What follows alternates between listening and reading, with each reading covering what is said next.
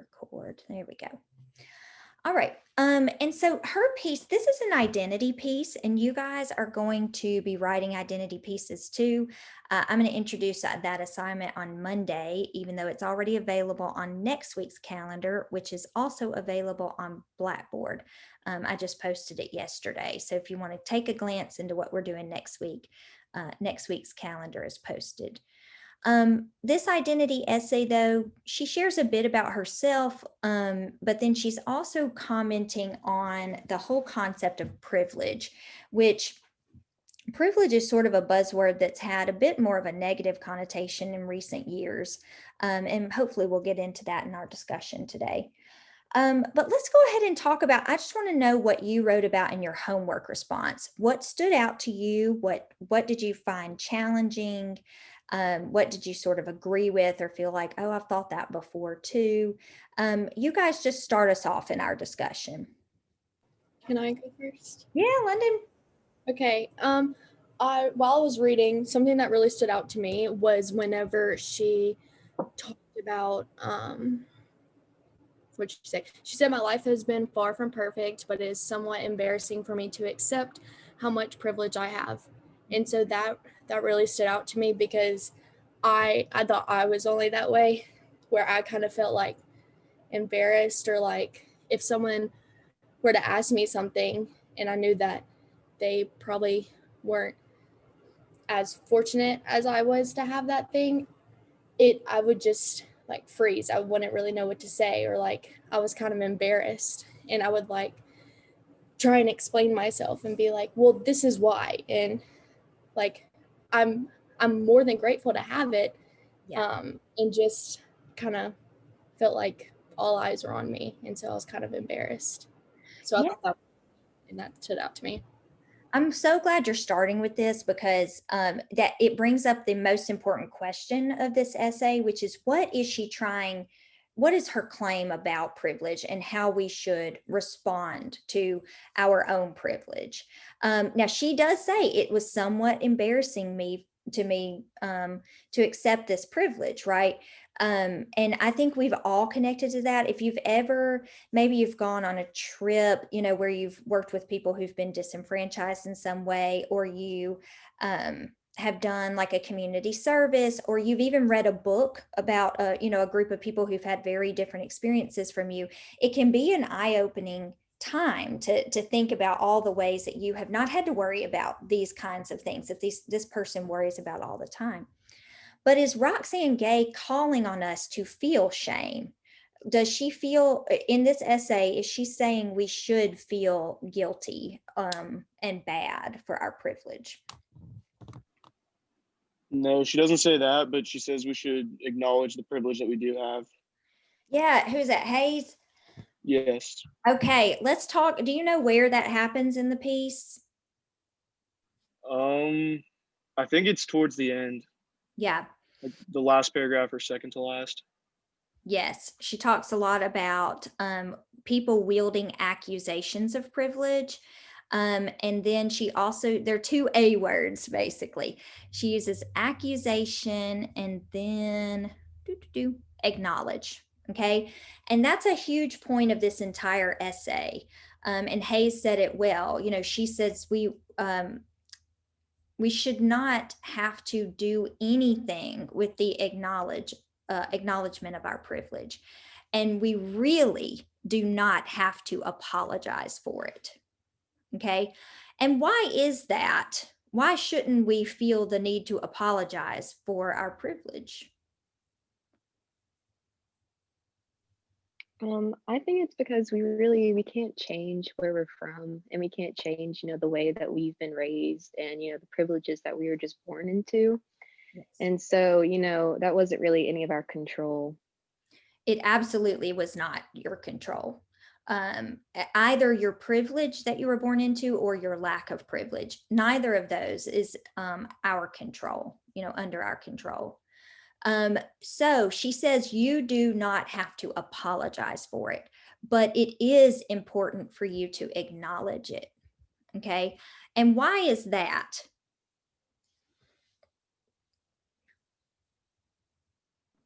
I think it shows humility. and compassion to others. Like Yeah, once you've acknowledged that you have all this privilege and you understand that other people aren't as privileged, it helps you, like the grade school term is step in their shoes. yes. Yeah, thank you, Rosa. That's exactly right. It helps us to see people more compassionately, to have more empathy. And those are sort of for building our own character. I like that you use the term humility. It does help to humble us, just to be aware and acknowledge. But then there could be action too. And she addresses that in this same paragraph. She says you could use your privilege for the greater good. There are actually things you can do. And she gives us some examples. Try to level the playing field or work for social justice or bring attention to how those without certain privileges are disenfranchised. So she says we can acknowledge it. It's both good for ourselves and our understanding of our own identity and our character. But then we also can push that acknowledgement outward and do these certain actions that can just kind of help level the playing field. Now, one part that I love in this piece is this one. She talks about the game of privilege. Did anyone write about that in your homework or just have a comment on it?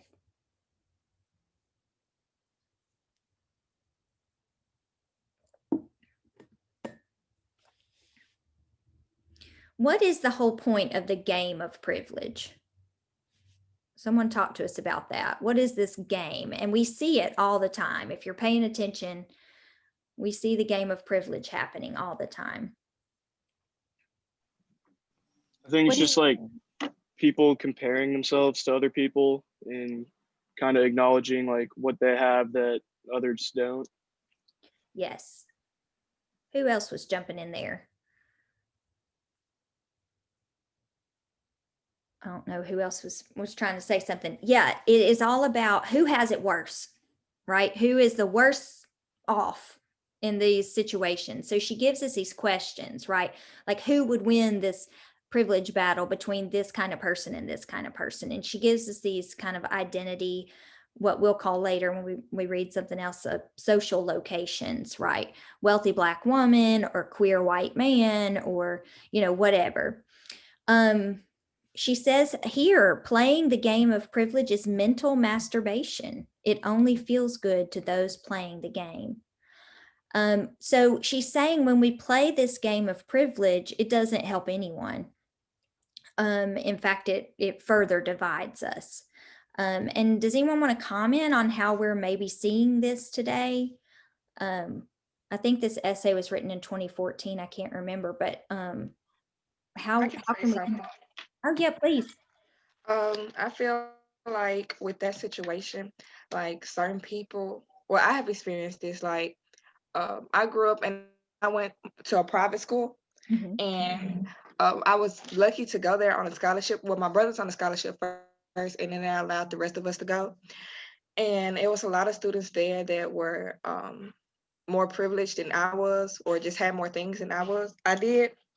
And it like when it came to doing certain things with them or hanging out, Mhm. I chose like not to sometimes go because I felt like I wasn't going to be able to do certain things they would or get certain things they would. So um, it stopped me from just, being out with people. But as I got older and grew up and had to transition to another private school, I kind of got used to it. And so some of them realized, why I wasn't going with them and certain stuff like that. And then like they started helping me out when it came to certain things. So Yeah, so it sounds like your new school and your new friends were able to acknowledge their privilege enough to understand what was happening, right? yes, and their parents is like very understanding when it came to certain things.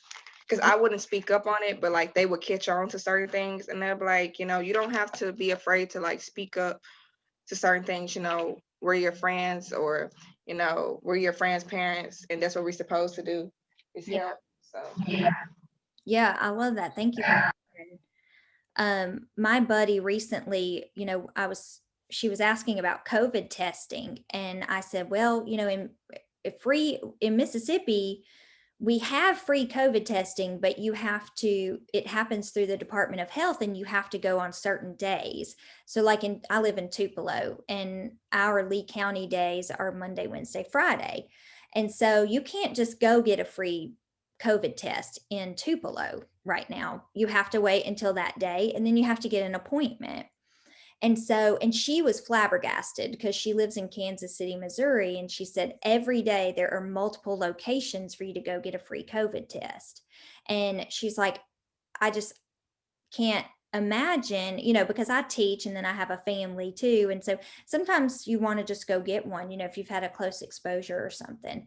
And in Mississippi, in certain communities, we're very limited, as far as when we can access that. So that's, like you said, Nisi, like a restriction that other people don't necessarily have to live with. And of course, for some people, money's not an issue. So if they want a COVID test, they'll just go to their doctor. But if you don't have insurance or you don't have an insurance that can pay for that doctor visit because you have a deductible to meet or something, right, then all of a sudden access is very different for you. So just hearing my friends say, oh, I cannot imagine that made me feel so much better that she acknowledged that our experiences were different. Sorry, I kind of went off on a tangent there. What else from this piece kind of stood out to y'all or did you write about? I really liked I think it was the last sentence of the last paragraph, and it basically was just saying that, to acknowledge the fact that we have privilege because we're reading this. That really spoke to me because it's true, because we have access to an education, and it's just, you don't really think like a lot of other people, like they don't have these abilities and resources to go to college and be able to learn, from these pieces. Yes, Sarah, thank you so much for saying that, because someone from my first class didn't like this sentence because they felt like it was accusatory. Because it is the first time in this last paragraph is where she actually talks to her audience specifically. So she uses the term you. And she says, if you're reading this, you have some kind of privilege. And that really turned this student off in my first class. So let's tease this out some. She knows who her community is. I'm sorry, her audience is. And part of being a writer is audience awareness, right? Who is she writing to? Who is her target audience? Highly educated people, I would say, because, on a normal day, I wouldn't see maybe my parents or a neighbor down the street researching and trying to find a piece similar to this. So somebody who's educated, Yes. To a higher regards, would be able to find this, I guess. You're exactly right. She says those of us who participate in intellectual communities, right? And I'm glad you said that, Rosa. So my dad's an electrician. He in his day to day, he does not have time. He does, notice this, we have disposable time, right? So we have time to actually do what we call thought work. It's such a privilege. It is such a privilege. And I know sometimes it's such a drag because it can be a lot of work. And it's also a lot of work that other people, I think, sometimes don't acknowledge. They just think you're in college and you don't do anything, right? Thought work is incredibly difficult and important to every aspect of what we do as academics. But yeah, we get this time, we get access to resources, we get access to an intellectual community who's trying to work through these things, and we're trying to build who we are and what we think. That's something that is a privilege. And anyway, so I don't find fault. I'm kind of like Sarah in this. I don't find fault with the last paragraph. I actually feel like for me as a person, it's a good reminder.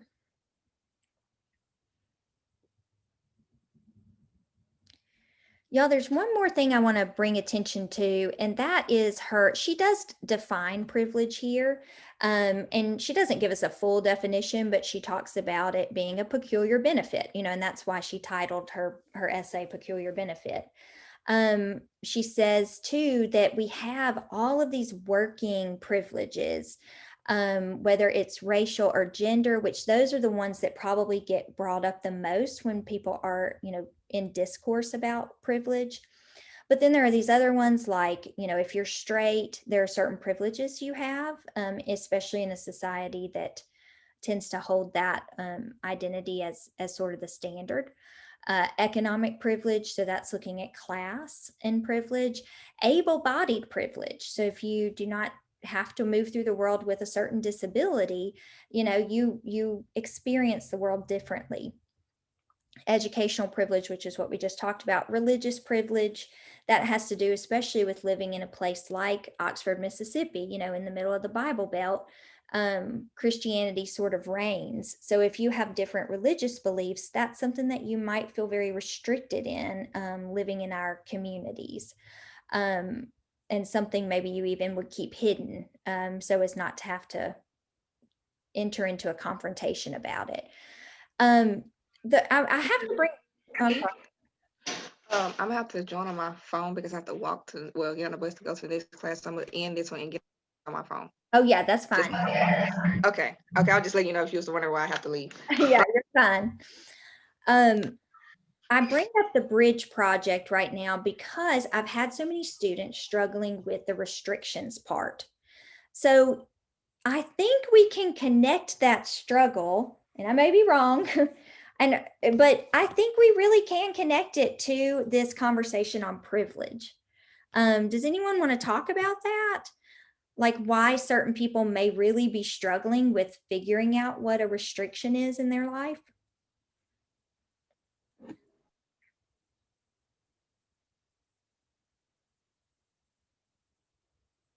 It may feel uncomfortable. Like for me, being in the Bible Belt is definitely different because I work at Harbor Freights. So I get people in all the time that see my full name on the cashier and they're like, oh, you're Hispanic. Or they say things like, oh, this is a man's store. How do you feel about being with men all time? And it's kind of different for me because like if I was in the North, I necessarily wouldn't hear these comments as much. But I understand like here it's not as open. Accepted. Yeah. Yeah. Man, And they try to get me to like agree with them, like, oh yeah, it's a man's store. And I'm like, I wouldn't say that personally. And then I call them out. I'm like, it's kind of sexist to say that. Yeah. So I wouldn't. Yeah. And that's really okay. That's actually great to just set that boundary with another person, right?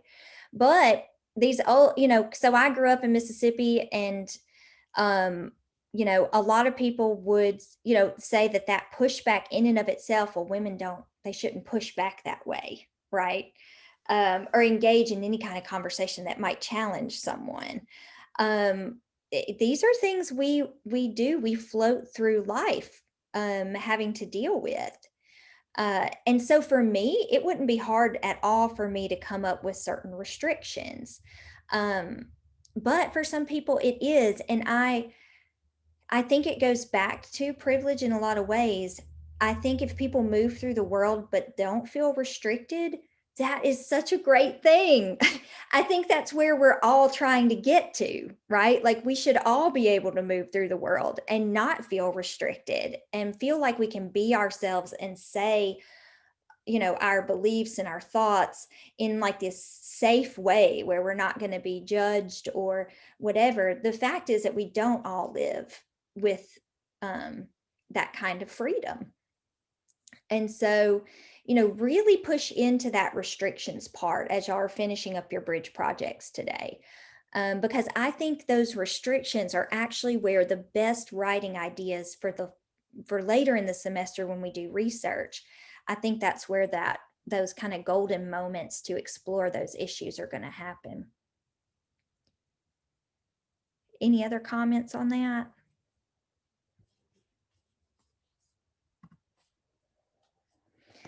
All right, well, let's get back to this because we've got to move on through. But y'all, here I've put Roxanne Gay's handle on Twitter. If you liked this essay and you want to follow what else she has to say, she's very active on Twitter, and you're welcome to kind of follow her there. She's so active, in fact, that I've had to mute her from time to time because I'm like, okay, this is getting to be too much. But I really think she's an interesting cultural critic, and I want to encourage you guys to follow her. All right, this second slide. So our class theme is on identity. But to fully understand identity, we have to understand intersections. And so there's this whole philosophy of thought called intersectionality. And there's a great source here by Elena Hankivsky, sorry. You can link to it from 2013, and it is looking at intersectionality from a number of different disciplines.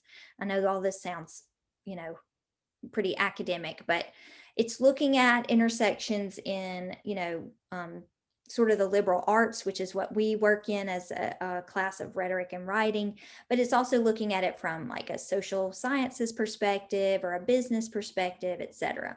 So it can be a really interesting source, but it's really long. And the main thing I want you to get from it as we move into our work on identity is this definition, which is from, I think, like page 2 of the document.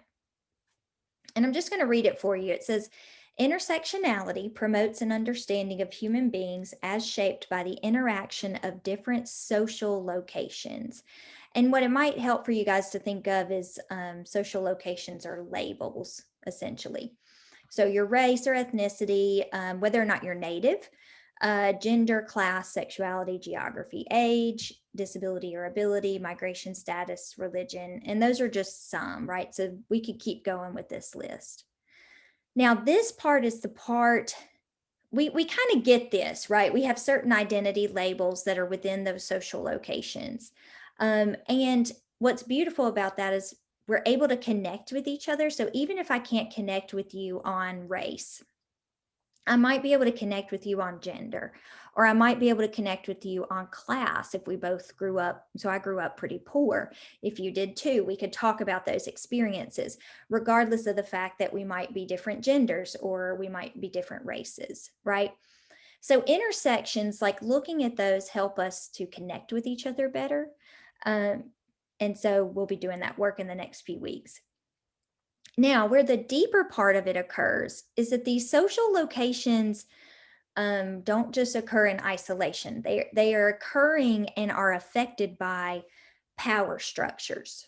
Okay, so it has these listed here. Some of the power structures include laws or policies, state or federal governments or local governments, political and economic unions, religious institutions, and media. And media could be everything from entertainment media, so the music we listen to or the films we watch, all the way to news media. So the kinds of news media we follow that maybe aligns with our thought process, or even social media, which has become incredibly influential. So let's look at this next slide, which gives a visual, this little orange visual, and that visual comes from the Hankivsky piece, so you guys can reference it later. And if you want to, this would be a good time to kind of take some notes, because we're going to look at some of these intersections in this TED Talk from Roxanne Gay, who's the author of Peculiar Benefits. So y'all look at this chart real quickly, kind of study it. We were going to do a little silent study for a minute, but we don't have time. What do y'all notice is in the center here?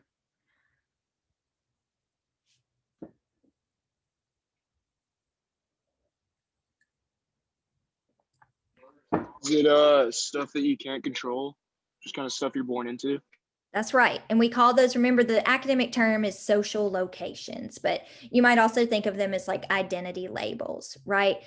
And Hayes, that's perfect. Yes, they're things that we cannot control. Well, in a sense, I mean, some of it we can have an effect on, but a lot of this is stuff that we're born into or, are raised with or whatever. But these are our identity labels, okay?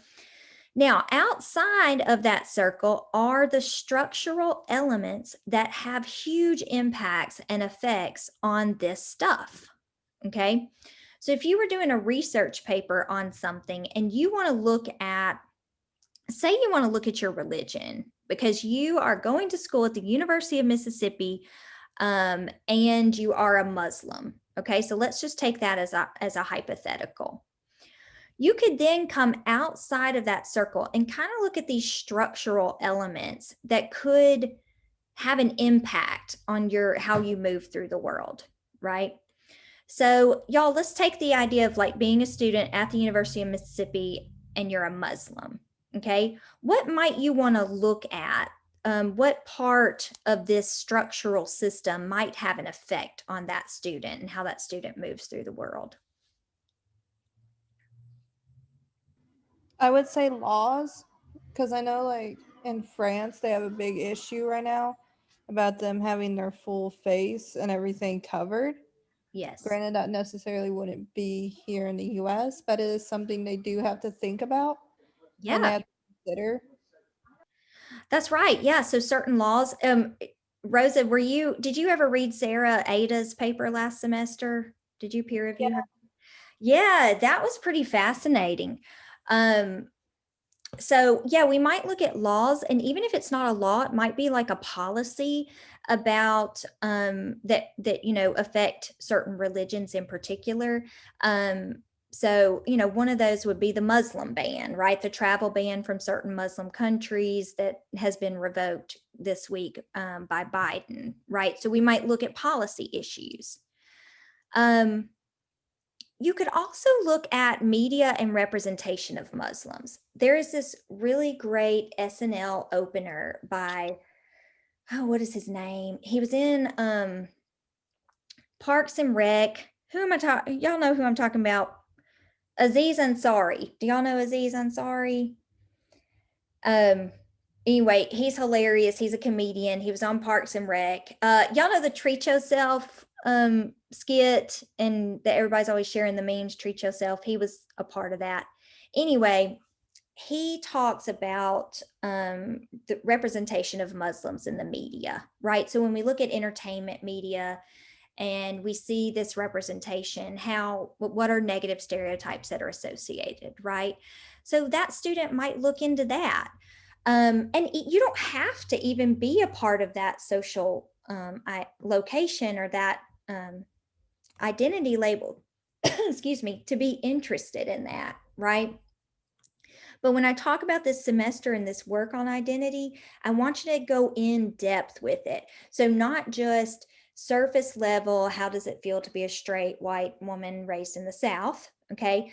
But also structurally, what are these things that really have an impact on that experience as well? Does that make sense? Okay. I'm going to play this TED Talk. We don't have time to listen to all of it, but we're going to listen to a little bit of it. As she's talking, so this talk is called Confessions of a Bad Feminist, and it's where Roxane Gay talks about this label of feminist, which she embraces, but she admits that she's not a perfect feminist, and she talks about why.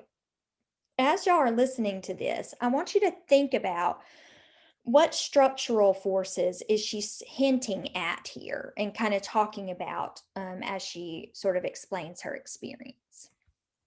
All right, I'll go ahead and play it.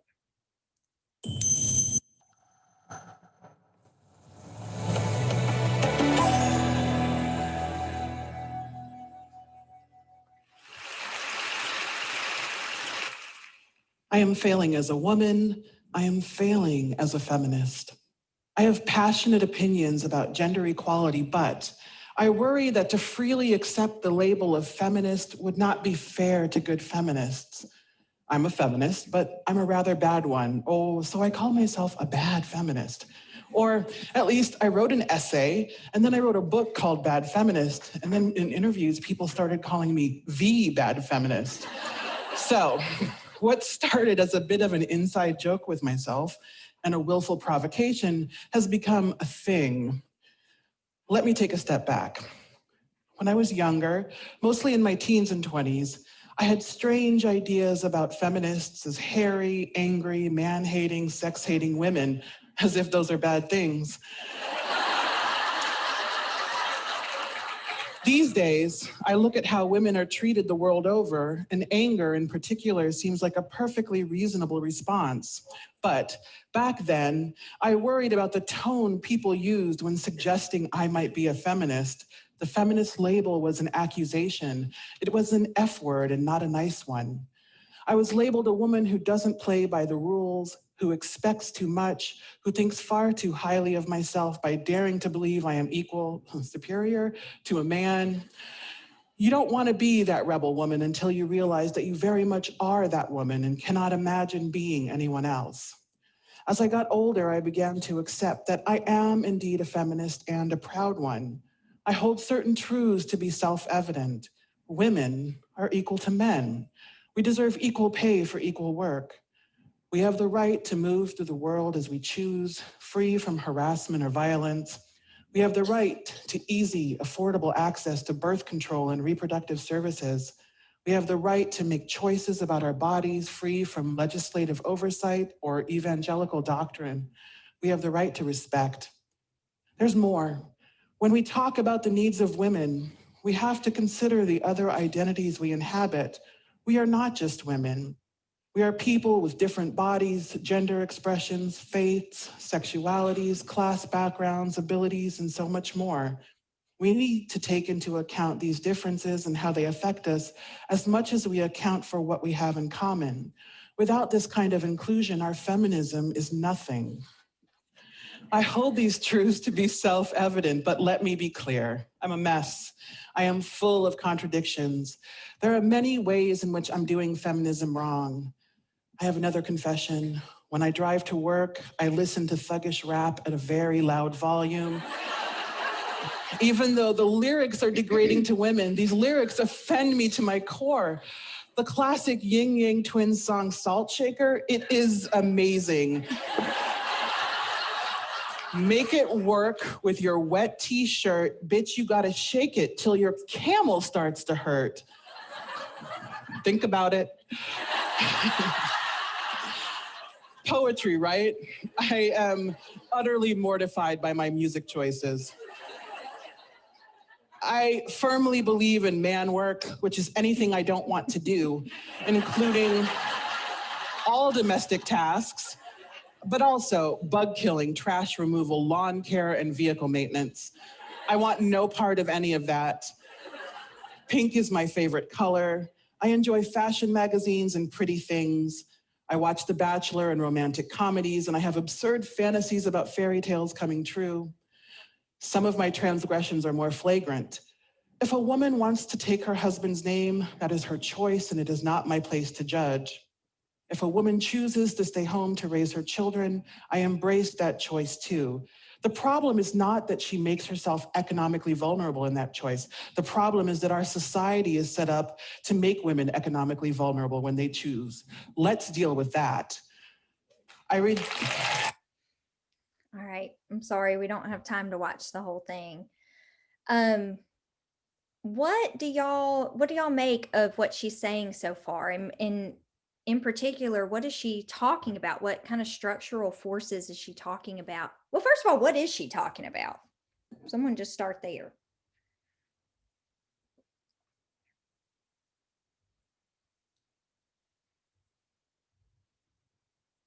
It's called Confessions of a Bad Feminist. What's she saying about being a feminist? I think at first she was scared of being called a feminist because Mhm. there's a lot of negative context to it because a lot of people think the worst, and she thought that for a few times, and she thought it was going to affect her. Mhm. But when Yeah. she realized that she kind of embraced it, but at the same time she doesn't always believe the same exact thing, so she thinks she's a bad feminist, which doesn't make her less of a feminist. Yes, that's exactly right. There are a couple things you were saying, Rosa. First is how feminist has become an F word, right? A dirty word. Not become, it's had its challenges since its early days. And a lot of that, if y'all look at this chart here, goes back to representation. So the ways in which feminists have been represented in the media, and some of the negative stereotypes. She says, hairy, angry. When I was younger, it was bra burners. They would all be burning their bras. So this idea of like angry, almost violent women. Those were some of the representations of what feminism is.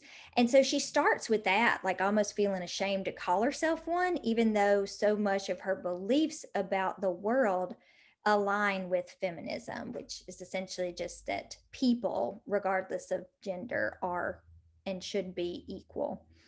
So yeah, she talks about that in a bit. I love what you said, Rosa, is like, she might admit that she's a bad feminist. And if you keep watching this, she goes into detail about this, that none of that negates the fact that she's a feminist. So anyway, that was just a very insightful thing for you to say. What else did she hint at? She didn't go into detail much, but she talked a bit about some structural forces that affect her as a woman.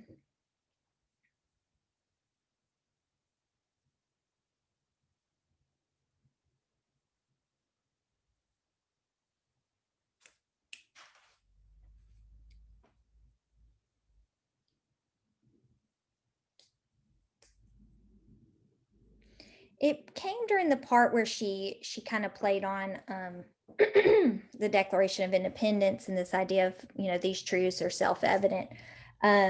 She talked about women are equal to men. They deserve equal pay for equal work, right? So here we could look at economic influences, economic issues for women in this country. You could also look at access to birth control and reproductive services as laws or policies that affect women. So even some of the things that she's hinting at could be their own research projects, especially if something she's saying really resonates with you. And a lot of times we think, well, what she says is only going to resonate with women. I don't think that. I think there's a lot for men to write about when it comes to feminism. But these are just what I want y'all to do with these readings that I'm throwing at you this week and next week, especially, is just, Rosa, you kind of brought it up earlier, putting yourself in someone else's shoes. These essays will require you to do that. And maybe even probing your reactions to being put in another person's shoes. So how are you reacting to these readings? Are you connecting? If there are things you're finding problematic, really pushing into that, like, why am I reacting so much to this? I think those things can really help as you sort of figure out what you want to do as we move into a pretty research heavy into our semester. We are out of time. So this last slide will tell you everything you need to do this weekend. First, please go in and do your daily write for today, which is our Friday meme the week. We did a lot of this last semester in class too. If you're struggling to embed images into your blog posts, that happens for some students. I did this little tutorial over here. It's short. I know not many of mine are short. And you can reference that if you need help. Remember, meme the week is really just a check-in with yourself. How are you feeling at the end of this week? Maybe check in with goals you had set for yourself toward the beginning of the week. How are you doing so far? Weekend homework, bridge projects are due by the end of the day today. You're going to post those to your blog. Remember, I'm just going to show y'all when you go into add new post, you get these options, add media or add document. So if you end up doing your post as a Word document or PowerPoint or something, you can actually embed your document that way. If you're scared that I'm not going to see it for some reason, then just email it to me. But I have access to everybody's blog spaces. The next thing is try to do a mindfulness activity this weekend. It's not required, but if you make it a more consistent part of your practice, you might find that your stress level goes down a bit. So I've given you some resources if you're interested. And last, read Eric Liu's essay, Notes of a Native Speaker. This is Eric Liu is a Chinese American, and he is in this essay really exploring and trying to figure out who he is and where his identity lies. And he starts with this really great list of all the ways that he feels like he's actually white. So play with that, try to be really thoughtful about it. There's some questions for you to answer about the essay before we meet on Monday, and that is looking at the intersections he's exploring. So you can look back at that orange chart if you need to. And then the rest of it is just sort of what stands out to you, what challenges you, etc. So y'all try to post that before class starts on Monday. Don't forget too, we are meeting face-to-face on Monday. So we will be in class. If you're not comfortable, obviously you can Zoom in, but we will be on campus on Monday. All right. If you do not have any more questions for me, you are welcome to go. Thank y'all for a thoughtful discussion. And I will see you on Monday. I have a quick question about how to turn in the bridge project. Yeah, go ahead. When we post it in our blog space, do you want us to categorize it as a project or homework or anything? That's up to you. It doesn't have to have a category. Okay. Yeah. Thank you All right. for asking.